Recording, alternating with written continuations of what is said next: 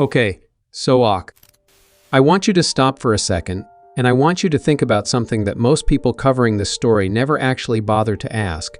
And that question is this: how do we know that what we think we know about the Shah's party in 1971 is actually true? Because here is the thing, I have been sitting with this story for a long time now, going through the sources, the academic papers, the memoirs, the diplomatic cables, the actual archival records from the Iranian imperial court, and I am telling you, when you start pulling at the threads, the whole fabric of what you have been told begins to come apart in a way that is frankly a little unsettling. And I say this not as someone who is here to defend the Shah of Iran, because I am not the man ran a deeply centralized freedom-restricting state, and there is plenty of documented evidence for that, no argument from me on that point. But I am here as someone who takes history seriously to tell you that the Persepolis celebration of 1971 is one of the most spectacularly distorted events in modern Middle Eastern history, and the distortion is not an accident. And understanding who benefits from that distortion is, I would argue, one of the most important questions you can ask about Iran and the 20th century. Think about it this way. Every time a major historical event is closely tied to a political upheaval, the upheaval's winners get first crack at writing the record, and they write it in a way that makes their victory feel not just justed, but inevitable and morally obvious. The story of what happened at Persepolis in October 1971 has been written almost exclusively by people who had a powerful institutional interest in making the Shah look as corrupt and grotesque as possible. That is not a fringe claim. That is simply how power and narrative have always worked together. And if we are going to take history seriously, we need to be honest about it. If this is the kind of history that makes you stop and actually think, consider subscribing right now, because this channel is entirely built around that uncomfortable moment when the story you thought you knew turns out to be more complicated than you were told, and now let's get into it. So let's start with the number everyone loves to throw around. $300 million. You have seen it in every documentary, every YouTube video, every breathless article about the greatest party in history. $300 million spent, while Iranians starved. Shocking number. Very quotable. Very shareable. There is just one problem, and it is kind of a big one. Nobody can actually tell you where that number came from. Not one source. Not one document. Not one Iranian treasury record. Nothing. It just It appears fully formed in the discourse, and then everyone starts citing each other, as if repetition creates evidence, as if saying something loudly enough and often enough eventually makes it true. Robert Steele, a historian at UCLA, who wrote the first, and I want to emphasize this, the first comprehensive academic study of the 1971 celebrations ever published, spent years going through the actual archival record, and his conclusion on the cost figures is blunt.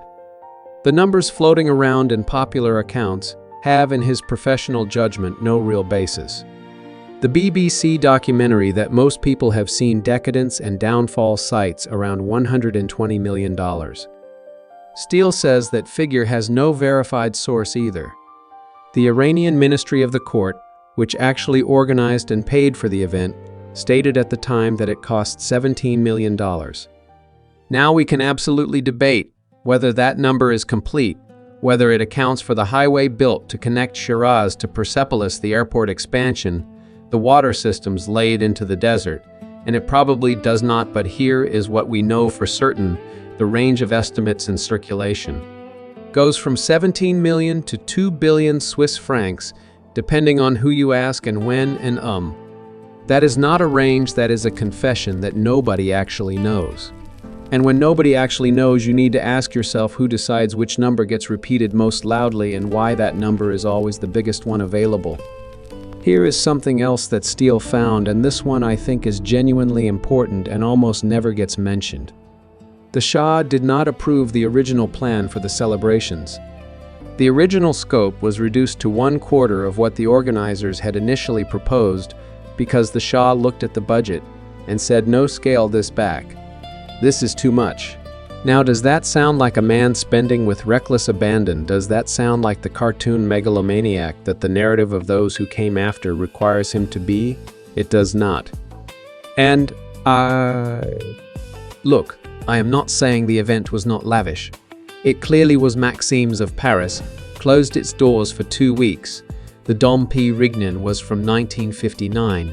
There were peacocks on the menu. There were 250 red Mercedes limousines ferrying dignitaries across the desert. All of that is real and documented, but extravagance and the specific mythology that has grown around this event are two entirely different things, and the mythology has a very specific origin that deserves our full attention. Let us talk about the birds, because the birds are my favorite example of how a story gets constructed and then just travels forever on its own momentum.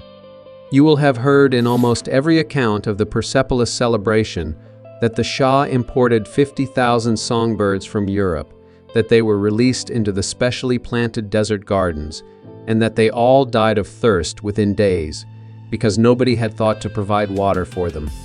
In the desert climate, this detail gets presented as the perfect symbol of the entire Pahlavi regime, extravagant, incompetent, completely indifferent to consequences.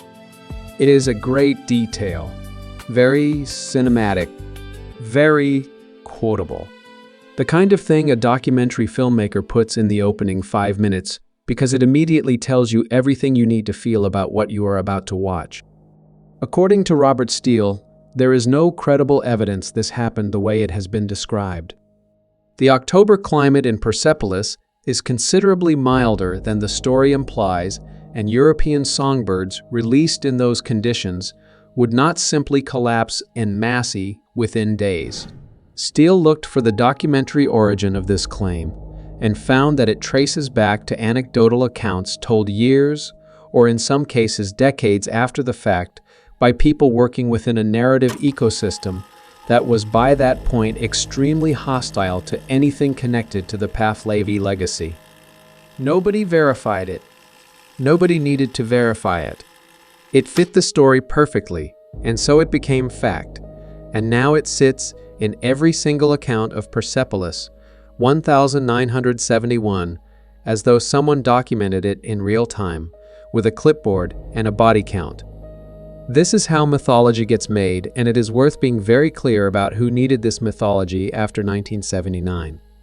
The government that replaced the Pahlavi dynasty after the 1979 political transition had an enormous institutional interest in ensuring that the Shah was remembered in the most damning possible terms, not because the Shah was innocent, he was not, his state exercised heavy-handed control, his security forces were brutal. Real suffering existed in Iran in 1971 in ways no amount of revisionism can erase. But because a new government that has just come to power through an upheaval needs that upheaval to feel not just necessary, but obviously necessary, morally unambiguous, historically inevitable. The easiest way to make a political transition feel inevitable is to make the thing it replaced look as corrupt and grotesque as humanly possible. A party that cost $300 million while half the country starved is grotesque. A party where 50,000 songbirds died of thirst while the Shah drank vintage champagne is grotesque. Whether those details are accurate matters considerably less in a state narrative building context than whether they are useful. And they were spectacularly useful. But here is what I find genuinely fascinating about the Cyrus the Great dimension of all this because it goes deeper than just the party, and I think most accounts completely miss it.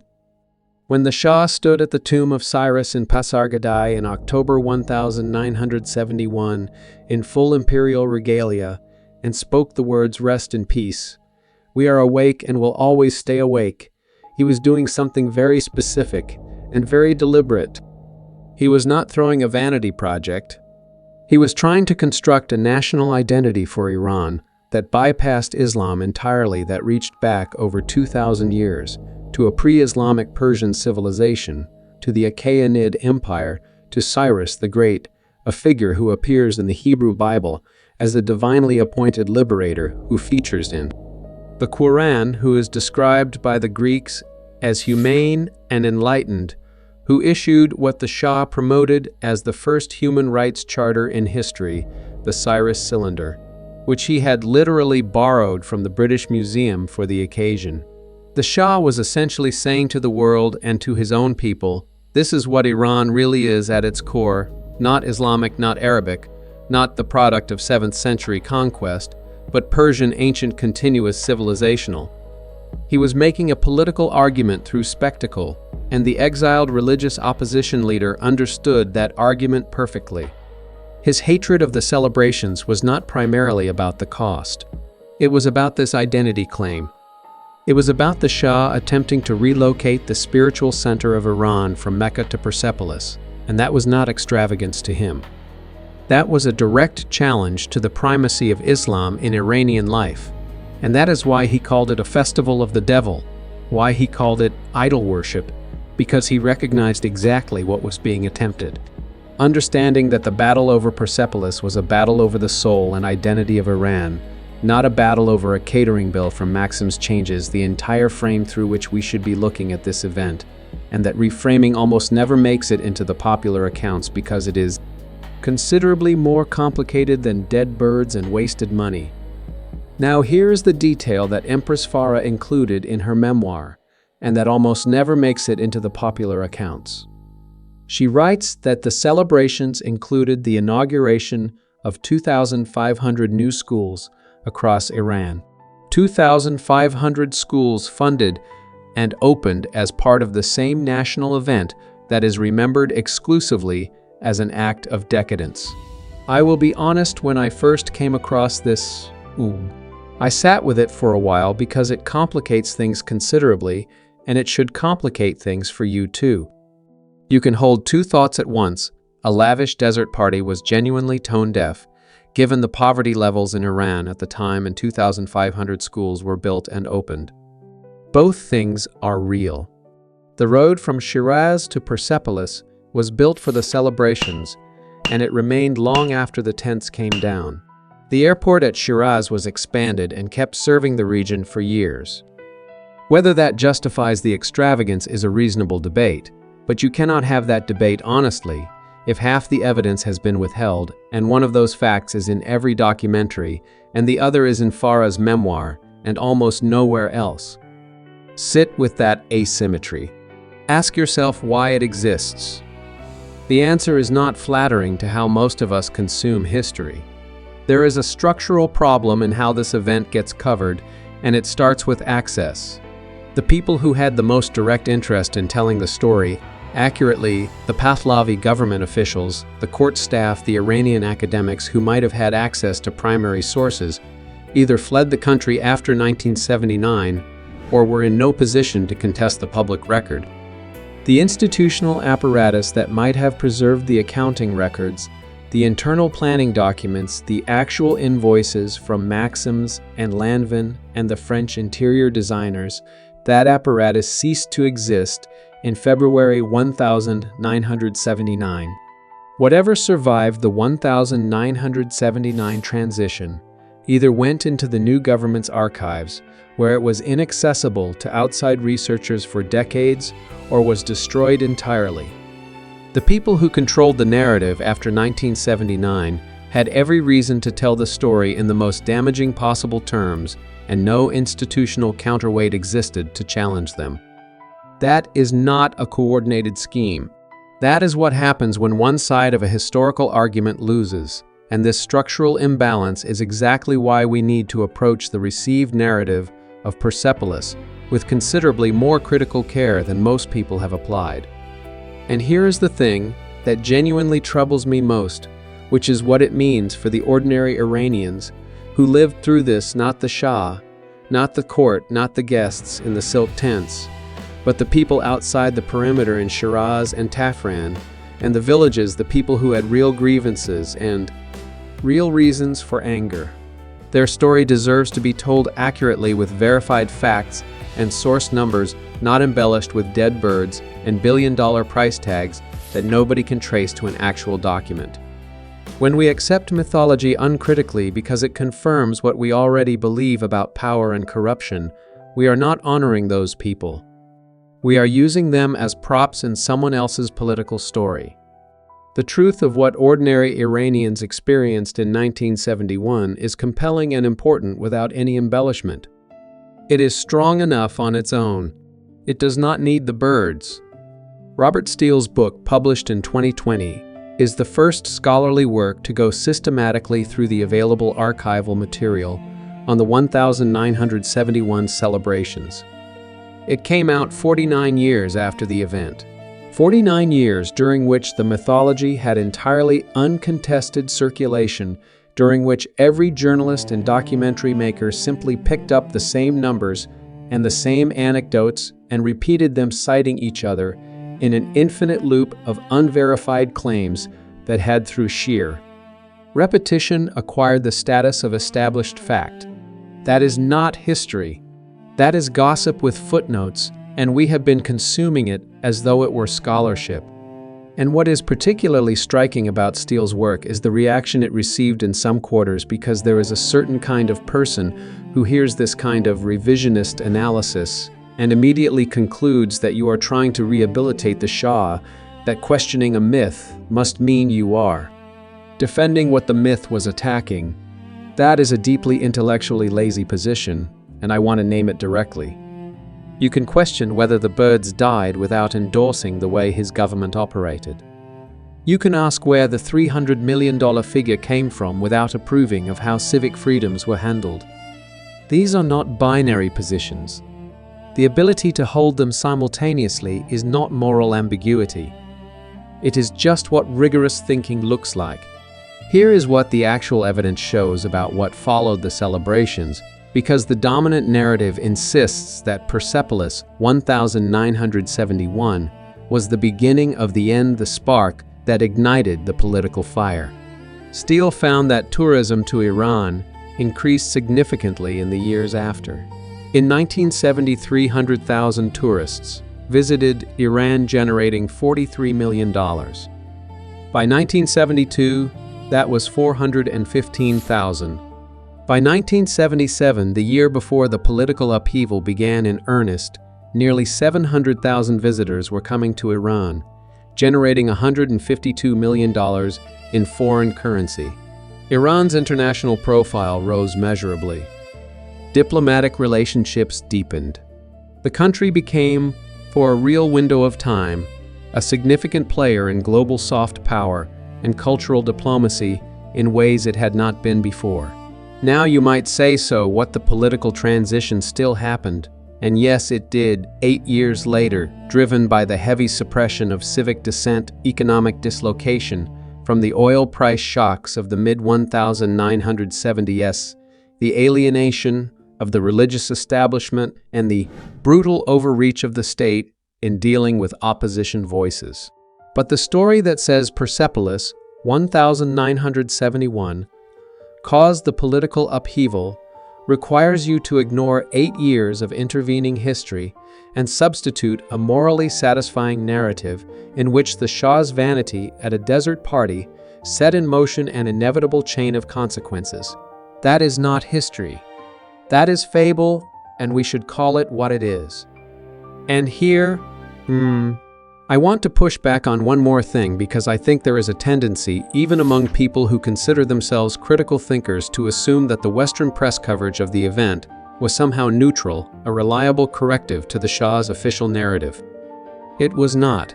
The journalists who covered Persepolis were operating in a very particular moment, 1971, the Vietnam War still grinding on student protest movements across Western Europe and America at their absolute peak, the Shah already deeply unpopular in liberal circles. So when those journalists arrived, they arrived with a fully assembled interpretive framework, and the details that confirmed that framework got amplified, and the details that complicated it, the new airport, the highway, the schools, the tourism numbers that would follow, got quietly set aside. The Shah's government was heavily centralized and restricted civic freedoms. Poverty in Iran was real. Those criticisms were valid. But the specific numbers and anecdotes that got attached to those valid criticisms, nobody seems to have been particularly interested in checking them carefully until Steele did the work nearly half a century later. Here is where I land, and I want to be completely straight that this is a personal position. Argue with me, that is the whole point. The Shah was not the monster the narrative of those who came after requires. He was also not the great modernizer his most ardent supporters claim. He was a human being running a flawed and often brutal government in an extraordinarily complicated historical moment, in a country where genuine progress and genuine coercion coexisted in ways that do not fit neatly into either the upheaval-era story or the royalist story. And the least we owe to that complexity, and to the real Iranians who lived through it, is the honesty to say we are not sure what the actual costs were. We cannot verify the birds 2,500 schools were built, and we should keep interrogating the evidence rather than recycling a half-century-old mythology because it is more dramatic than the truth. The most important question you can walk away with is a simple one. When you hear a number repeated confidently in a documentary, when you hear a vivid detail that perfectly confirms everything you already believe about a historical event, ask who first said this and how do they know, because in the case of Persepolis 1971, that question has an answer that should make you at least a little uncomfortable, which is that in a very large number of cases, nobody knows, nobody checked, and everybody just passed it on. If this kind of investigation is what you come here for, then please subscribe, because this is what this channel does. We pull at the threads, we find the source, and we try to stay as close to the evidence as we can manage. Drop a comment with what you think, and I will see you in the next one.